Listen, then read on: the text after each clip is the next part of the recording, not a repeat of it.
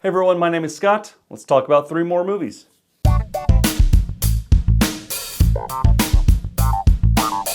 Skyline is a 2010 alien invasion movie. And I remember having seen those big cardboard stand-ups you see in the movie theaters for this movie, but I don't remember anyone having seen it. And it's one of those movies that just kind of fell into obscurity after it was released, even though it made a pretty decent profit.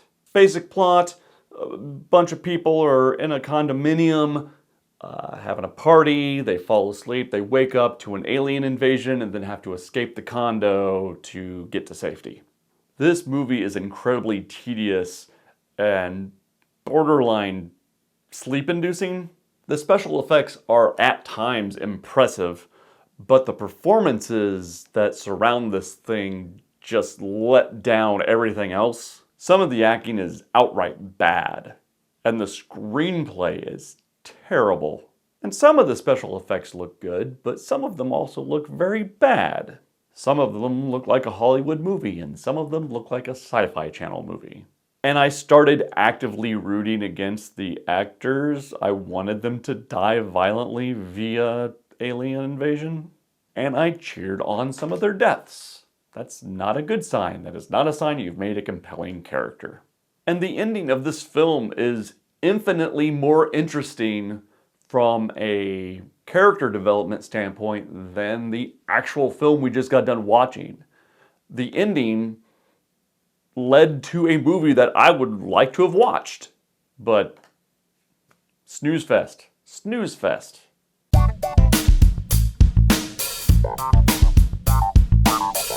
Beyond Skyline is the sequel to Skyline. And the reason I watched either of these movies is because of Iko Uwais. The movie picks up about 10 minutes from the end of the first one, which is interesting because you get a little overlap, you see things from a different angle, and that's fun. And they go back to the ending of the first film, which, as I stated, was my favorite part of that movie. They don't stick with it very long. They get distracted and go somewhere else with it. But at least we get to see a little bit of what was set up from the first film. The characters we've just met are abducted by the aliens, some shenanigans happen up there, and the spaceship crashes, where the characters meet Iko Uwais and his sister. And they're part of an underground group who are trying to stop the aliens. And then an alien fight breaks out. Hand-to-hand combat at times, because they have Iko Uwais, and that's what you're gonna do. So this movie is marginally better than the first one. Not by a ton, just a little bit. It's certainly more watchable because there are more locations. You're not just stuck in a condo the entire time. They do get out and about, and there are beautiful locations you can look at. But I really wish directors not named Gareth Evans would figure out how to shoot Iko Uwais's action scenes, because they tend to use a lot of shaky cam and you can't see what's happening. And that's the fun of watching this guy fight, is to see what he's doing. I signed up for this movie because Iko fighting aliens. I want to see him fight aliens. Stop shaking the camera. The special effects are on par with the first one. It tells a marginally better story than the first one. It's a little better, still not great.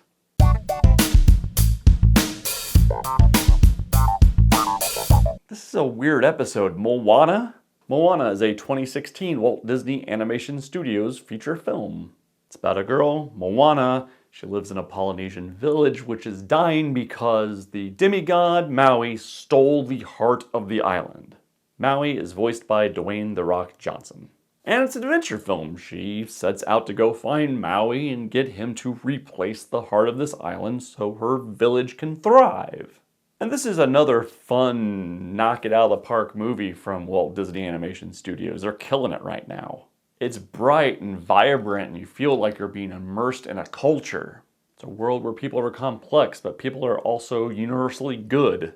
And this movie was built for Dwayne Johnson to turn up the charm to 40 and knock our socks off. Moana's a great character, Maui's a fantastic character, and it's fun watching these two go on an adventure together.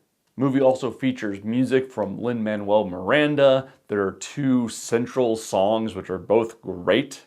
And I'm glad that Walt Disney Animation Studios are doing what they've been doing throughout their entire career, which is bringing us stories from different parts of the world. It's just super entertaining and super charming.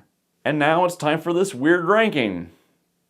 Why do I do this to myself? I write down movies in 3s. I should make them have a theme so I can at least compare them properly. Moana's number 1, Beyond Skyline number 2, Skyline number 3. There was never, ever any question, right, what this was going to be. I don't know why I do this to myself. This is weird. I don't know if I like it. Anyway, I'll see you guys next time. Bye.